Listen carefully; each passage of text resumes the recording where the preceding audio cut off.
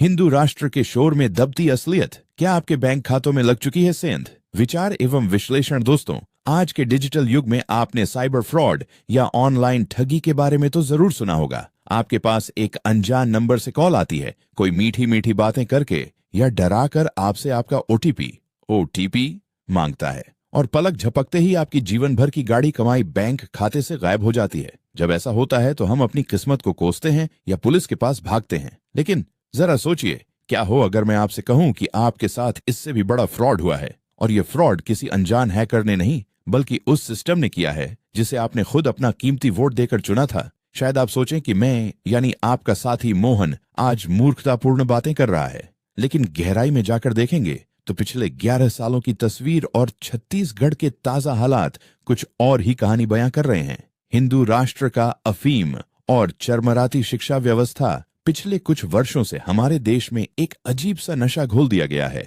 हिंदू राष्ट्र का नशा। हिंदू राष्ट्र कर करके आम जनता की आंखों पर ऐसा पर्दा डाल दिया गया है कि उसे अपने बच्चों का भविष्य दिखना ही बंद हो गया है। एक तरफ हम खोखले नारों में उलझे हैं और दूसरी तरफ हमारी शिक्षा व्यवस्था को पूरी तरह से अस्त व्यस्त कर दिया गया है। स्कूल, कॉलेज और रोजगार के अवसर लगातार कम होते जा रहे हैं।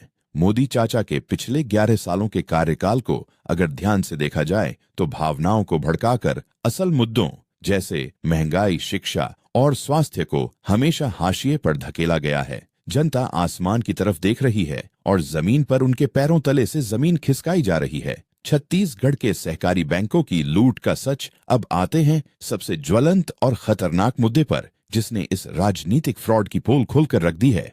मामला छत्तीसगढ़ के सहकारी कोऑपरेटिव बैंकों का है। हाल ही के कुछ महीनों में भारतीय जनता पार्टी की सत्ता वाले तंत्र में एक अजीबोगरीब वित्तीय खेल खेला गया। कागजों पर किसानों के लोन पास करवाने की बातें हुई, लेकिन पर्दे के पीछे बैंकों से इतना भारी भरकम कर्ज ले लिया गया और खजाना इस कदर खाली कर दिया गया कि छत्तीसगढ़ राज्य को अपनी वित्तीय आपूर्ति के लिए बाहर के राज्यों से पैसा उधार लेना पड़ गया। ये कोई छोटी बात नहीं है।